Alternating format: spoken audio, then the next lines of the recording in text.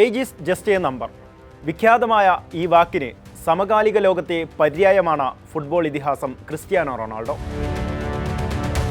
പ്രായം 41 പിന്നിടുമ്പോഴും കളിക്കളത്തിൽ അദ്ദേഹം പ്രതാപിയാണ്. ഊർജ്ജസ്വലനും അത്ഭുതവുമാണ്. താൻ കളിച്ചയിടങ്ങളിലെല്ലാം ഫുട്ബോളിന് വേരുപടർത്തിയ മനുഷ്യൻ. Portugal, England, Spain, Italy, Saudi Arabia. Cristiano റൊണാൾഡോയ്ക്ക് ഇത് കേവലം 5 രാജ്യങ്ങളുടെ പേരല്ല, താൻ എത്തിപ്പെട്ടയിടത്ത് മുദ്രവെച്ച നാടുകളാണ്. 41-ാം വയസ്സിലും ഫുട്ബോൾ ലോകത്ത് യൗവനമായാണ് ക്രിസ്ത്യാനോ റൊണാൾഡോ എന്ന ഇതിഹാസം പടരുന്നത്.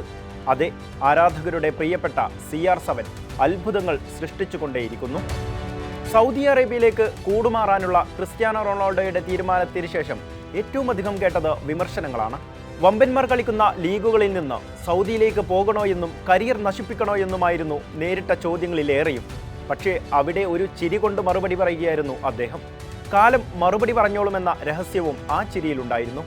അൽ നസ്റിലേക്ക് ക്രിസ്ത്യാനോ റൊണാൾഡോ കൂടുമാറിയത് ഫുട്ബോൾ ലോകത്തെ ഒന്നടങ്കം ഞെട്ടിച്ചു. താരത്തിന് പിന്നാലെ ഫുട്ബോൾ ലോകത്തെ വമ്പന്മാരിൽ പലരും സൗദി ലീഗിലേക്കെത്തി.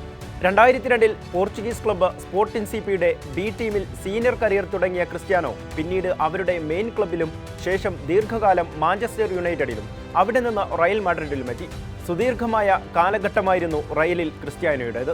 2009 മുതൽ 2018 വരെ നീണ്ട ആ കാലം സുവർണരേഖകളിൽ ഇടം പിടിച്ചു.